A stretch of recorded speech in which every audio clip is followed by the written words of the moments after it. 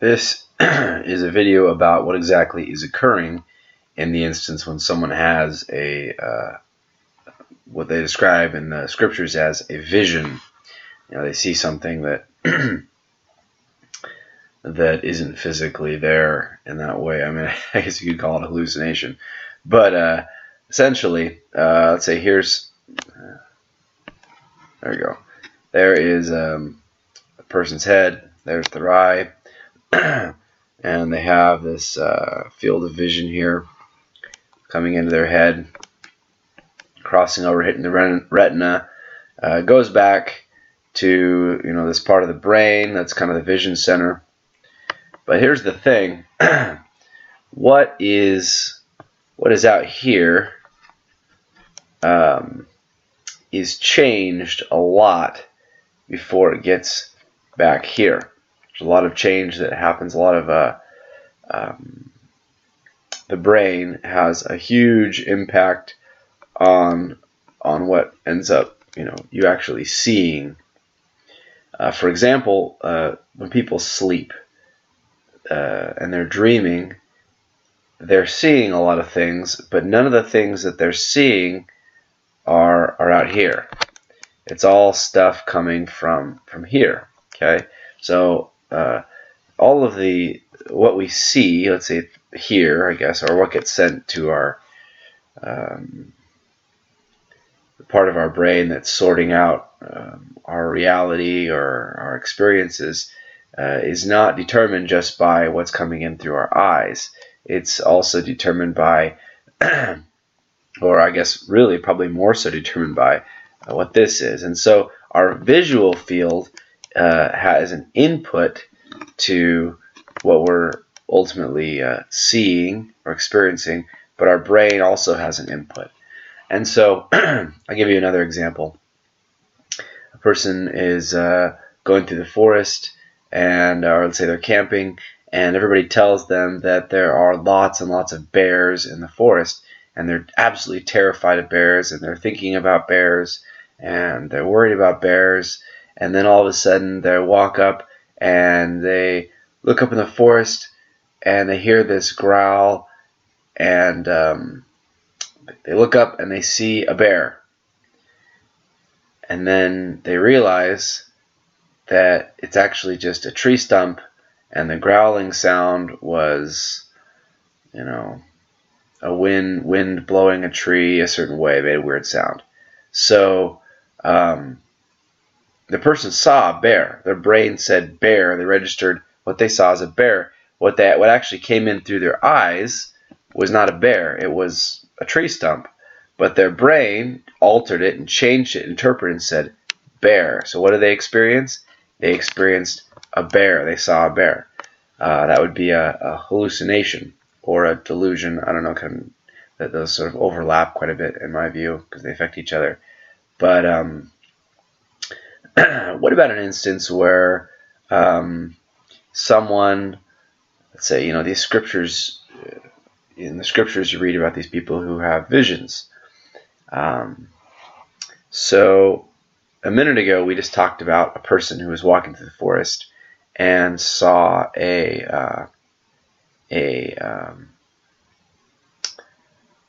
saw a bear, okay, but there was not really a bear there. They believed that there was a bear so much that their mind allowed them to see what they believed. So it was, in a sense, the eye of belief that allowed them to see a bear, even though a bear was not present.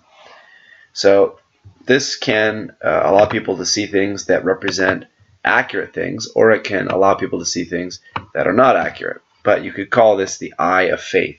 If a person believes something, so much, they can actually see it, even though it is not actually present. So I'll give you one instance. I guess not present physically. It could actually represent truth. So tying this concept into spirituality, let's say you have some spiritual event or spiritual idea or spiritual I don't know, concept. It's hard for me to describe what I'm trying to say here. And then here we have the human's brain, and then we have their eyes here. So there's their eyes. So back here is let's say the visual center of their brain. And so this is kind of what they see. Okay. So here's what my theory as to what maybe is occurring here. So here is a person's vision. Okay. Comes in. This is one input. Here's a person's brain. An input. Okay.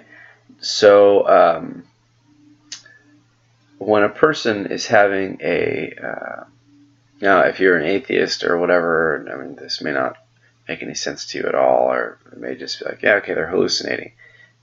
Yeah, all right, they're hallucinating. So person here has a spiritual influence to their brain. So their brain has a spiritual idea or context so strongly that this signal goes from their brain to their visual center, and they're able to see with the eye of faith. They're able to see things because of a spiritual belief or influence that's so strong, it allows them to actually have a visual representation of the thing that they believe or the thing that they're having a spiritual influence towards. So I'll give you an example. In the Book of Mormon, towards the end, it talks about this culture called the Jaredite culture. It was kind of a little part of the Book of Mormon that was included from another document that's supposed to be much older, that dated back to the Tower of Babel, or Babel, however you want to say it. And there's this person named, they call him the brother of Jared, and the brother of Jared ends up going up into the mountain, and he essentially is communicating with God. And but the way that it was perceived to him was in a cloud like this, okay? And then suddenly he sees a hand come out and do something out of this cloud. And it looks like a hand of flesh and blood to him. And Brother Jared Mahanrai said, "How is this possible? I did not know that God had flesh and blood." And then God said to him, "What you've seen is this." I guess I'm going to add a little bit of creative liberty to this, according to my theory.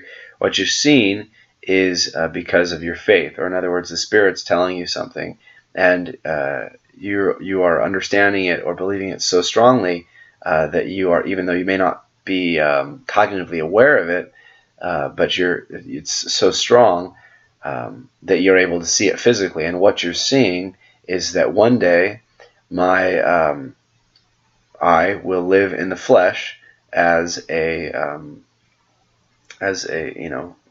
human, that, or I guess flesh and blood. And so even though God at the point, or Jesus, or Jehovah, however you want to say it, Yahweh, is not at the moment in the flesh and blood, his eye, the eye of faith of the brother Jared or Mahanrai, is able to perceive this so strongly that he has a visual representation of it and sees God represented as flesh and blood, even though at the time he did not have a physical body at all. And so he saw something that was not there. God did not have a hand of flesh and blood. So this was a hallucination. However, it was based off of a correct idea. The correct idea was that one day God would come down and live in the flesh. And so that idea must have somehow been conveyed to the thinking center of his brain, maybe not even a part that he was totally aware of, but nevertheless the thinking center of his brain. And that information then traveled from the thinking center of his brain to his visual cortex, where he actually saw what he was thinking so strongly, even though maybe he wasn't aware that he knew this or somehow spiritual. So where did it come from originally? I assume it came from spiritual knowledge, and then spiritual knowledge conveyed to his visual cortex, allowing him to see something that actually was not there. Another instance I'm thinking of is a time where Joseph Smith, and if you didn't know, of course, I just mentioned the Book of Mormon. Of course, I'm a member of the Church of Jesus Christ of Latter-day Saints. Joseph Smith has a vision, and he sees all these things that aren't there. He describes seeing conditions of spirits after they departed from this world, and there's another person there with him that also describes seeing the same thing, but nobody else sees anything. It's completely it's clearly something that is not physically there yet. Joseph Smith is seeing it. So what's happening here? Same thing as the brother of Jared. Basically what we have here is, here's Joseph Smith. Here's some spiritual idea or spiritual information being conveyed somehow to his spirit, and from his spirit to his brain, and then from his brain to his visual cortex. And sometimes these two can actually interact. What you're seeing there with what's coming in here. And so anyway, but in this particular case, Joseph Smith was seeing things which were not physically present, but his brain was having an interpretation of something spiritual that he was receiving from a spiritual idea or concept or truth, and not actually even actual concurrent spiritual events. I don't think that he was actually, those things were not there physically at all, but they were ideas being conveyed in a physical way, represented to him so strongly because of his belief, so strongly because of his faith, of what his mind was telling. His visual cortex was so strongly he was able to see it visually in his visual cortex, but it wasn't coming from this route. And so it's very similar to dreaming, very similar to someone going through the forest and believing that they will run into a bear. It's so strong that they actually are able to see what they believe is there. By medical terms, we'd call this a hallucination, seeing something that is not there. And it's not there physically. There's no, the object is not there physically. In fact, it may not even be there spiritually. But what it is the visual cortex seeing things which are believed so strongly, are being represented in the brain somewhere. I don't have all those systems nailed down. I don't think anybody does perfectly yet. Brain's very complicated, and the person's able to see things with what they call an eye of faith in the scriptures. So medical knowledge would call it hallucination. In religious terms, in the scriptures, they call this the eye of faith, seeing things that are not there, such as the finger of God being in flesh and blood, nevertheless represent something spiritual, some spiritual truth in some way. So anyway, hope that made some sense. It was interesting for somebody at the very least.